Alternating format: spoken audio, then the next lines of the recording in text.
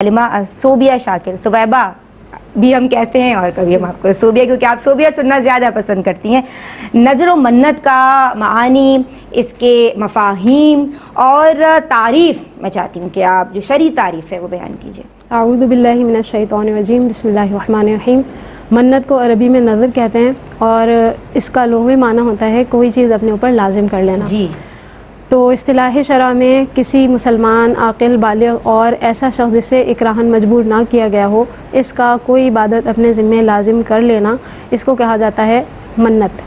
اور پھر اس کی دو قسمیں ہوتی ہیں، ایک منت عرفی ہوتی ہے اور ایک منت شرعی ہوتی ہے، جیسے آپ نے انٹرو میں ارشاد فرمایا. تو پہلے میں منت شرعی کی ڈیٹیل بیان کرنا چاہوں گی، پھر منت عرفی پہ بات کرتے ہیں. منت شرعی دراصل یہ ہوتا ہے کہ کوئی شخص اپنے اوپر اس عبادت کی جن سے، عبادت مقصودہ کی جن سے جو اس پر پہلے سے لازم ہے، جیسے نماز یا زکوٰۃ وغیرہ، تو اس طرح وہ صدقہ لازم کر لیتے ہیں اپنے اوپر. اب اس میں دو صورتیں بنتی ہیں، یا تو وہ معلق کرتے ہیں کسی چیز کے ساتھ، یعنی مشروط کرتے ہیں اپنی منت کو، یا جو ہے وہ بغیر کسی شرط کے یا غیر مشروط یا غیر معلق انداز سے اپنے اوپر کسی چیز کو لازم کرتے ہیں، کسی عبادت کو لازم کرتے ہیں. اب جب جیسے مثال کے طور پر اگر معلق کی ہے انہوں نے منت یا نذر، تو اب اس میں یہ کرتے ہیں کہ جیسے مریض اچھا ہو گیا اگر ہمارا، تو ہم اتنے نوافل پڑھیں گے یا اتنے روزے رکھ لیں گے. تو اس میں یہ حکم شرع ہوتا ہے کہ جب یہ ان کا مشروط پورا ہو جائے تو عبادت کی ادائیگی کرنا ان کے اوپر لازم ہوتا ہے، واجب ہوتا ہے. اگر نہیں ادا کریں گے تو پھر گناہ گار ہوں گے. تو اب ان کے لیے لازم اور ضروری ہے.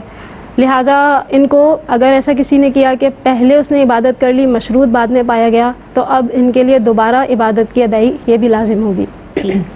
اس کے بعد منت غیر معلق جو ہوتی ہے، اس میں یہ ہوتا ہے کہ کوئی بھی مطلقاً کہہ لیتا ہے، اگر اس کسی ٹائم یا کسی جگہ کی اسپیسیفیکیشن کر بھی لے تب بھی اس پر اس وقت اور اس جگہ کا لحاظ کرنا لازم اور ضروری نہیں ہوتا. مثلا یوں کہا کہ آنے والی جمعرات کو اللہ تعالیٰ کی رضا کے لیے میں روزہ رکھوں گی، یا مجھ پہ ہر جمعرات کا روزہ اللہ کی رضا کے لیے لازم ہے، یا میں نے منت مانی کہ میں ہر جمعرات کا روزہ رکھا کروں گی، یا کوئی بھی دن اس نے کر لیا تو ہفتے میں کسی بھی دن یہ روزہ رکھ سکتی ہیں اور اس سے ان کی یہ منت پوری ہو جائے گی. اب منت عرفی جو ہوتی ہے، اس کو ہم عرف میں منت کہہ دیتے ہیں، جیسے بزرگان دین سے منسوب کر دیتے ہیں کہ بھائی ان کے مزار پہ چادر چڑھائیں گے یا کھانا وغیرہ کھلایا جائے گا.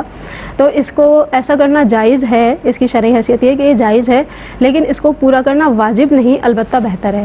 اب میں ایک ایسی چیز کی طرف اشارہ کروں گی، یا بلکہ اس کو صراحتاً ذکر کر دیتی ہوں، جس کو ہماری بہنوں میں کافی آج تک وہ چیز معروف ہے.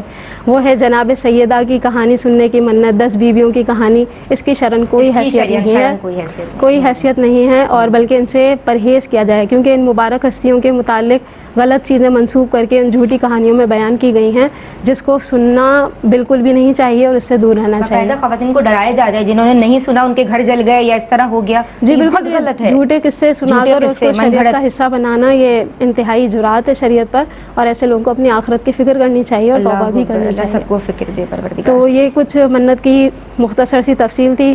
امید ہے کہ آئندہ پروگرامز میں اس کے اور شرعی حکام بھی بیان کیے جائیں گے. یعنی آپ کہہ رہی ہیں کہ پوری جو منتیں کی جائیں گی وہ شرعی منت ہے. جی بالکل، اور جائز ہے، لیکن جن کو پورا کرنا ضروری نہیں وہ عرفی منتیں ہیں، لیکن وہ بھی شرعی طور پہ جائز ہیں، مانی جا سکتی. اور یہ جو آپ نے بتایا کہ جو کہانیاں سننا ہے، یہ ان کی کوئی شرعی حیثیت نہیں. بات کو آگے بڑھاتے ہیں.